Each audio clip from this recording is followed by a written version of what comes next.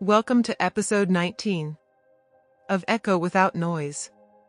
Grace over performance, how I'm rebuilding confidence. I used to think confidence was a costume. You put it on before you walk into a room. Straighten your back. Raise your voice. Say the right thing, even if it feels like a lie. And for a while, it worked. People believed I was bold. They said I had presence. But what they never saw was how loud the silence felt when I got home. How heavy it was to keep performing certainty when all I wanted was permission to be unsure. The belief that broke me. There was a moment, years ago, when someone I admired told me, "You'll never succeed unless you act confidently." It felt like a truth bomb. Like the missing piece. So I tried harder. Pushed more. Faked louder. And then I broke harder. Not in public. Not with drama. But quietly. In the way you lose faith in your own voice. In the way you start to believe you're not supposed to feel afraid if you want to be taken seriously. It took me months, maybe years, to unlearn this belief. The one that said confidence comes from performance. The one that said respect is earned only when you hide your vulnerability. What I learned slowly, and painfully, is that confidence isn't loud. It blooms in silence. In spaces where you're allowed to fail. Allowed to be messy. Allowed to say, "I don't know yet." Childhood echoes. I remember being a child, staring at a Rangoli design.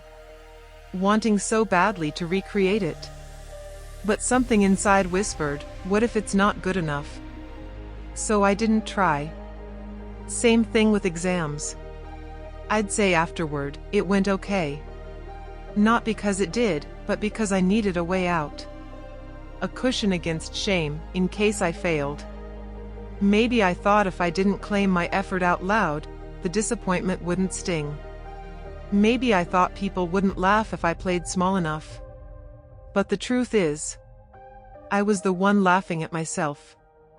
I was the one denying my efforts. I was ashamed of trying. And that kind of shame doesn't just vanish with age.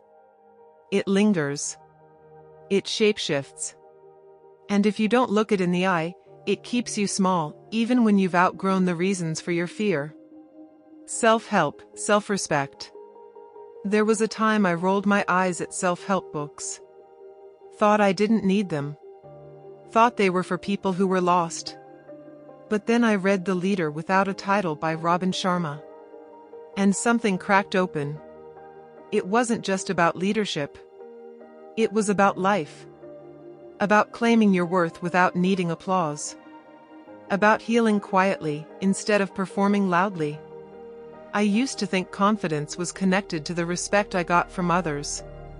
That if I earned, if I achieved, if I impressed, confidence would follow. During those darker days, especially as a mother and teacher to my children, I felt like I was constantly falling short. Not because I wasn't trying, but because I didn't believe trying was enough. I questioned myself over every chore, every lesson, every choice. Some days, I still do. But slowly, I realized something that changed everything. Confidence doesn't come from others respecting you. It comes from respecting yourself. And I hadn't been doing that.